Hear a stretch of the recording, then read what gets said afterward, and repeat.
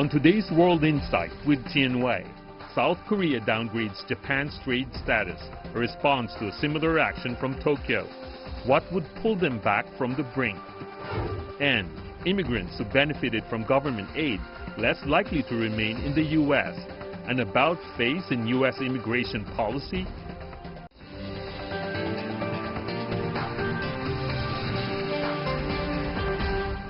Here is our host, Tianwei. Hello and welcome to World Insight with me, Tianwei, the program coming to you live on CGTN from Beijing. The trade dispute between Japan and South Korea takes a turn for the worse. Seoul has stripped Japan of its favored trade status weeks after Japan's cabinet approved South Korea's removal from a preferential trade list. Seoul accuses Tokyo of using trade to retaliate over court decisions seeking compensation from Japanese companies for forced labor during World War II. Is there more that meets the eyes in the trade spat between the East Asian neighbors? Take a look. A trade route tangled with wartime history led to chillier ties between South Korea and Japan. On Wednesday, more than 1,000 people gathered outside the Japanese embassy in Seoul to protest Japan's economic retaliations and urge Tokyo to face up to World War II sexual slavery victims. The day before, hundreds of South Korean protesters held a rally in central Seoul against Japanese Prime Minister Shinzo Abe over simmering trade tensions. I think the exclusion of South Korea from Japan's whitelist is a trade retaliation against the ruling on compensation for forced labor cases. We condemn the Abe government for their measures, but we would like to remain friendly with Japan's mature and conscientious citizens. The new round of diplomatic standoff started after the South Korean Supreme Court ruled that several Japanese companies had to compensate victims of wartime forced labor. Tokyo responded that the restitution had already been paid through an agreement made in 1965. Amid this dispute, on July the 1st, Japan restricted the export of all key chemical inputs used to make semiconductors, flat screens and other high-tech products to South Korea. Tokyo cited national security grounds behind their decision because they can also be used in military hardware. Earlier this week, Seoul announced it would drop Japan from a list of preferential partners that allows for fast-track trade status. Both countries have expressed little concern over each other's actions, saying their countries will not be severely affected. South Korea and Japan are competing heavily in the international semiconductor market. Some analysts believe Japan wants to paralyze the industry in South Korea and kick its long-time competitor out of the game. If it is indeed Japan's plan, it could backfire, with South Korea turning to other trade partners and strain a common alliance with the U.S.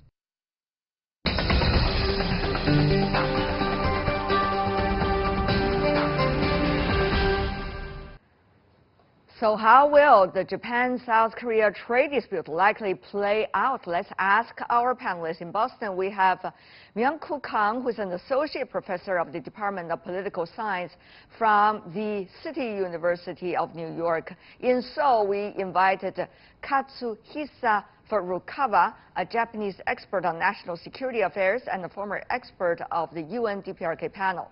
In Beijing, last but not least, Liu Baocheng, Dean of the Center for International Business Ethics from University of International Business and Economics. Gentlemen, welcome to our program.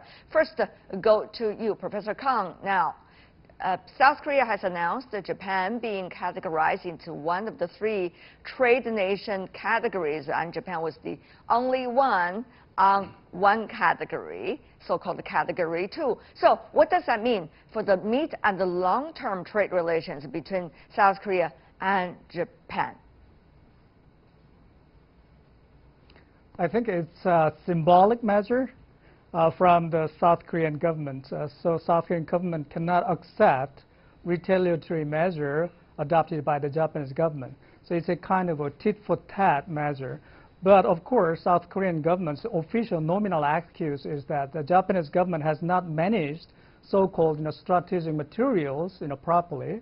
So that's the nominal excuse. But underlying message is that South Korean government wants to quite serious about the retaliatory measure adopted by the Japanese government, and the ongoing trade war can last much longer than most people expect. I see. Mr. Furukawa, now the Japanese government issued the travel warning to the Japanese citizens going to South Korea, particularly during this week. As we know, South Korea this week is commemorating those who have lost their lives during the Second World War and during the Japanese occupation of South Korea, and honor those of their families. So, Mr. Furukawa, many wonder, though, from the Japanese government's measure, is this another level making the two countries drifting further apart, hurting even the people-to-people exchanges now?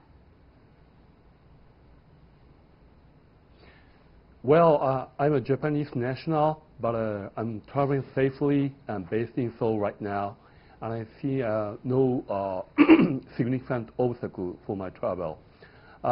Currently, there is a strong emotions among the South Korean politicians and also South Korean people about the implication of the measures undertaken by Japanese government.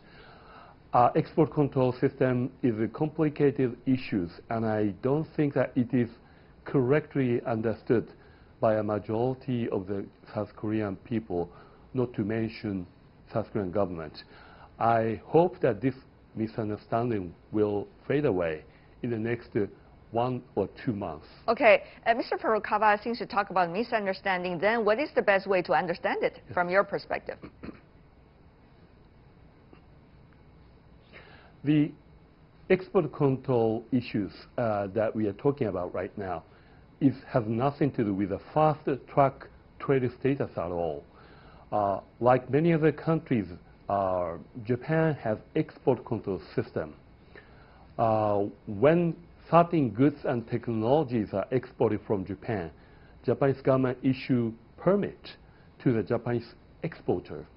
After confirming that those cargoes or technologies to be exported from Japan will not be diverted for military use abroad unintentionally.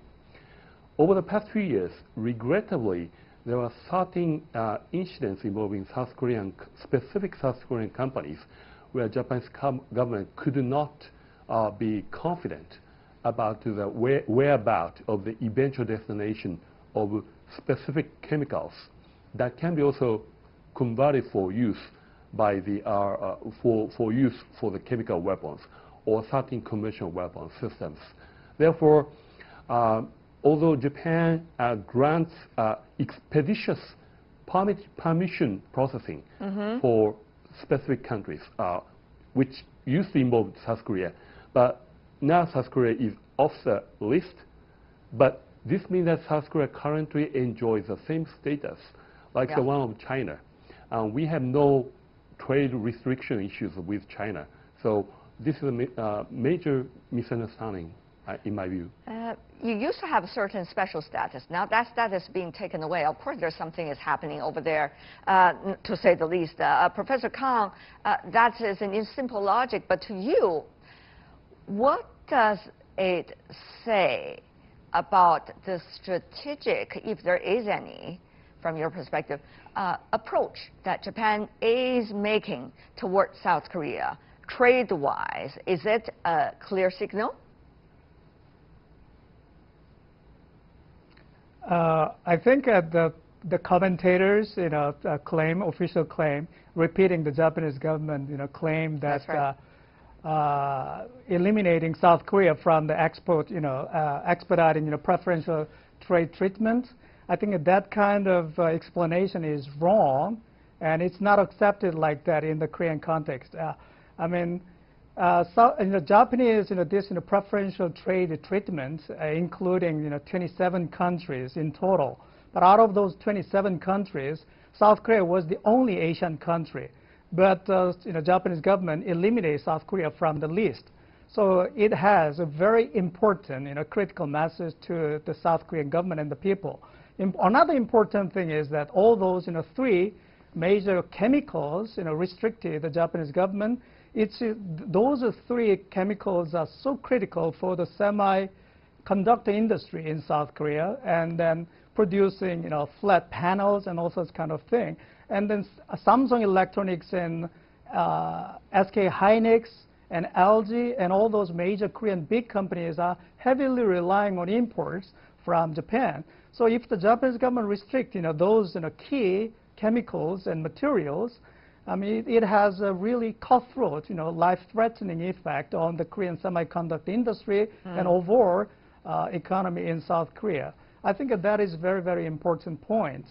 Another thing is that many Japanese politicians, including Prime Minister Shinzo Abe, made it quite clear Japanese measure was a dissatisfaction about the South Korean Supreme Court decision about the enforced labor during the wartime period.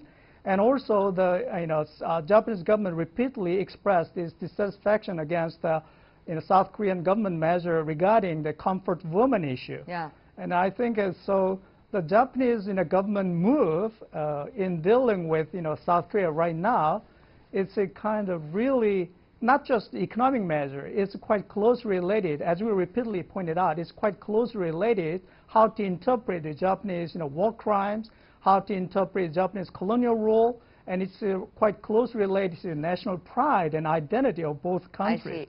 So I think we need to take into account this issue far more broader historical context. Okay, now both sides have explained already quite clearly where this stands, and also what are the reasons as to why they're saying what they're saying right now. Professor Liu, here is the issue. Whether it is history or whether it is political differences. Now we see one case study specific that it falls eventually into trade relations. And we do not know how long this would likely to last. Now, what does this case study say to us about how vulnerable these days, as a result of unilateral approach we've seen over the past few years in different parts of the world, for trade? Well, it indicates that bad examples is very contagious. So, being the close allies of the United States for Korea and Japan, and they all mimic the example of Donald Trump, to politicize the trade issues and even weaponize the trade disputes.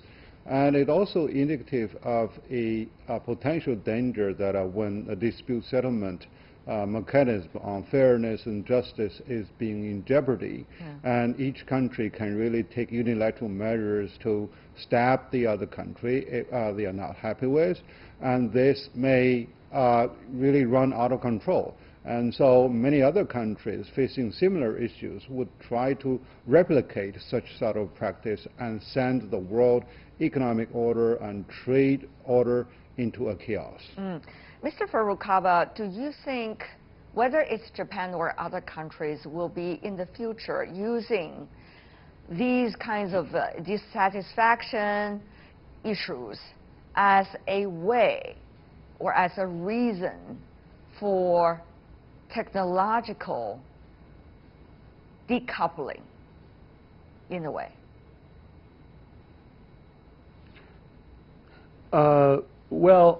First of all, I should point out that the bilateral relation between South Korea and Japan has deteriorated, which the principal reasons for this include, as the other professor correctly mentioned, the history issues was one of the causes. But for specific this export control related issues, let me re-emphasize once again that this is not trade restriction, because the 26 countries, for the other 26 countries, Japan has a very good relationship. Yeah. But Professor, Mr. Furukawa, I know what you want to say. You will repeat the same stance as you said earlier, which we all well understand with your clear explanation. But my question really is, well knowing, I'm sure the Japanese government is very smart, and well knowing that the three chemicals are crucial for the semiconductor industry in South Korea. I'm talking about the result of this policy rather than what you claim as the intention of the policy. So the result is, will there be further technological decoupling between these two countries? Now, I'm saying this not for criticism of any of the two countries, because it's up to the two countries to decide what you want. But this is an interesting case study for the rest of the world, and that's why we want to talk about it right here on such a platform for discussion. Mr. Furukawa, do you worry about that fact? I'm not worried about because there is, first of all, there is no factual basis that the export was prohibited. The export of 3 products to South Korea from Japan was prohibited. There is no such factual basis. And we have been trading with China and all the other Asian countries without any problem. South Korea is currently placed in the same category. And it means that it's not restricting the trade, but it means that Japanese government will confirm for each contract or export contract that the goods or technologies will not be used or re-exported from South Korea to some other third countries. All right. So, yeah, the issue will fade away. It seems that you're repeating your earlier description. I understand that. Then, Professor Kang, also, if you have anything fresh to offer? Oh, yeah. I mean, you asked the question whether it's a history issue, whether it's an economic issue, political issue, all such kind of very critical question. Let me highlight one important aspect going on in Japan. We know that Japanese economy has suffered from the burst of the bubble economy since the early 1990s. But we have not paid attention to the political consequences of long deflation going on in Japan. That consequence is the rise of ultra-nationalism. For example, one of such examples is the growing influence of Nippon Kaigi. Yeah, literally means Japan Conference. The membership is 38,000 people. Right now, Prime Minister Shinzo Abe is an honorary chairman or the special advisor to the committee. And more than half of Japanese Diet politicians are the member of the Nippon Kaigi. And the Nippon Kaigi's real message is quite important. Okay. They try to revise the history. So they want to revise basically the Tokyo War Crimes Tribunal interpretation of history and restoring the World War II Imperial Japan's the past glory. Okay. So in that context, for instance, most of Chinese people are fully aware of the 1937 Nanking massacre, but the Nippon Kaigi, basically, it's a fabricated thing, and that they deny it. Likewise, they deny any wrongdoings happened during the Pacific War and the Japanese colonial rule. Okay, so the ongoing, this rise of ultra-nationalism is we need to pay attention to that aspect as well. Okay, Professor, if I could just be fair, also suggest that people would ask back as well as to how much proportion are there in the South Korean political circle that is made up of business people and influential business people from the South Korean context. I'm just putting that question up there just for fairness. Professor Liu, let me come back to you as well. It seems that it's not just the trade and history, but it's also what's going on in this part of the world. Now, we all understand there are a lot of nuances at this point. Now, there is Japan that is gaining more momentum and certainly pride as a result of being successfully an instrumental player in the CPTPP, for example, after the United States tried to stay away from a multilateral system. Also, Japan building 2020 Olympic Games. That certainly is a great moment for Japan as well.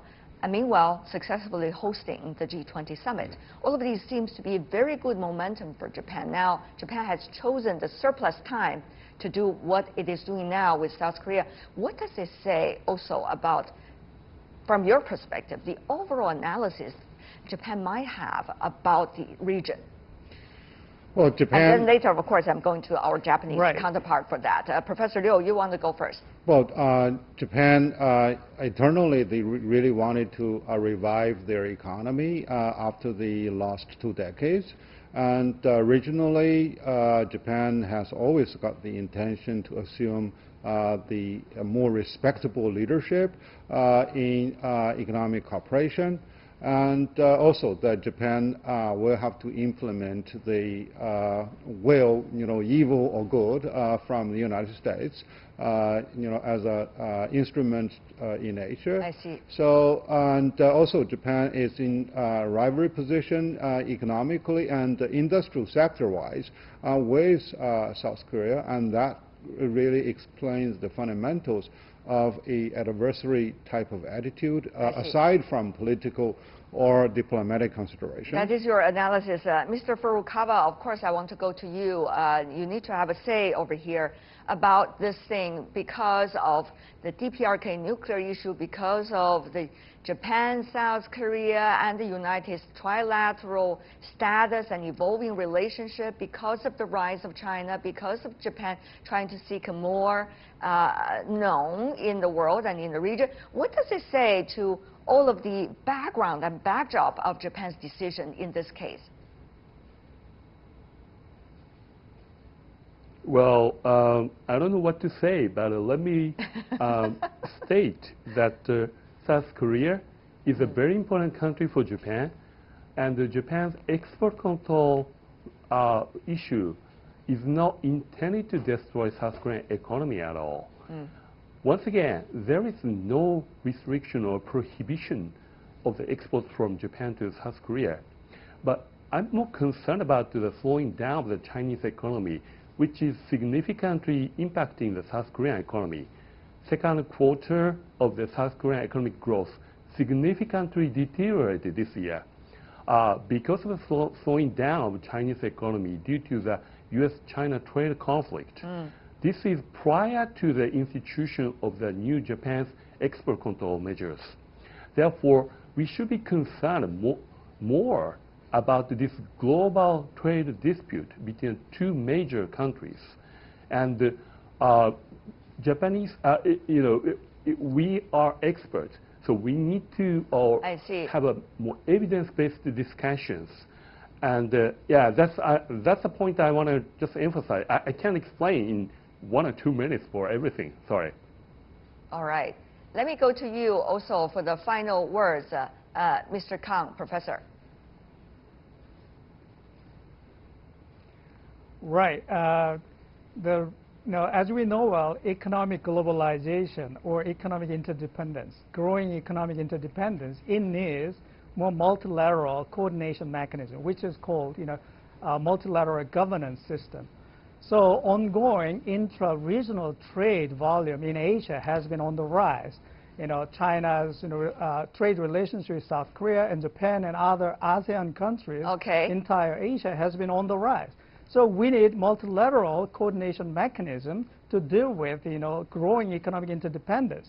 So the Japanese unilateral, this kind of measure disrupts the ongoing efforts to build multilateral governance or coordination mechanism in Asia. So whatever the consequences we can get from this ongoing conflict between South Korea and Japan, I think the Japanese government will lose its credibility and leadership in building this such kind of multilateral governance system in Asia. Thank you very much for the three of you, Professor Kang, Mr. Furukawa, and Professor Liu. Really appreciate it. And you're watching World Insight with me, Tian Wei, coming to you live from CGTN.